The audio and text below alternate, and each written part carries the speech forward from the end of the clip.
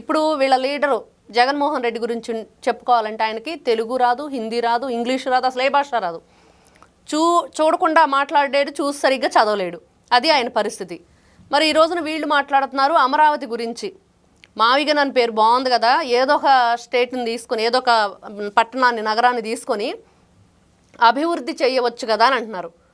కానీ అక్కడ అభివృద్ధి చేయటం కంటే అక్కడ ఎంత ప్లేస్ ఉంది, మనం ఎన్ని వేల ఎకరాలు ఇక్కడ సేకరించాము, మరి అక్కడ అన్ని వేల ఎకరాలు సేకరించడానికి మరి కుదిరిద్దా, అక్కడ వేరే విధంగా డెవలప్ చేయొచ్చు కదా అనే ఆలోచనతో ఈ రోజున ముందుకు వెళుతున్న నారా చంద్రబాబు నాయుడు గారు. ఆయన విజన్ ఏంటి, ఆయన చేసే పనులు ఏంటి? గతంలో మనం చూసాం తెలంగాణలో ఉన్న హైదరాబాద్ని ఏ విధంగా తీర్చిదిద్దారు. సైబరాబాద్ సృష్టికర్తగా, హైటెక్ సీఎంగా ఆయన ఎలా పేరుగాంచారు. మరి పనికిమాలినాడికి ఈ రోజున గాడిదకేం తెలిసిద్ది గంధపు చెక్కల వాసనని, ఈ గాడిదలకి ఏమి తెలియదు అనేది అర్థమైంది. మొత్తం మీద గాడిదలు కూడా కించపరుస్తున్నారు మీరు. పాపం బాధపడుతున్నాయండి జంతువులన్నీ, కానీ తప్పట్లేదు అనక.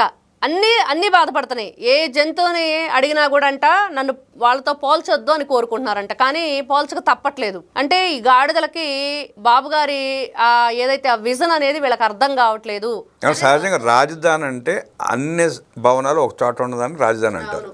ఊరికి ఒకటో లేకపోతే 100 కిలోమీటర్ల ఒకటి కట్టేదాన్ని రాజధాని అనరు. అదే చెప్పాడు కదా జగన్మోహన్ రెడ్డి, కర్నూలు, ఇంకోటి అక్కడ వైజాగ్, ఇటు చూస్తే అమరావతి అని.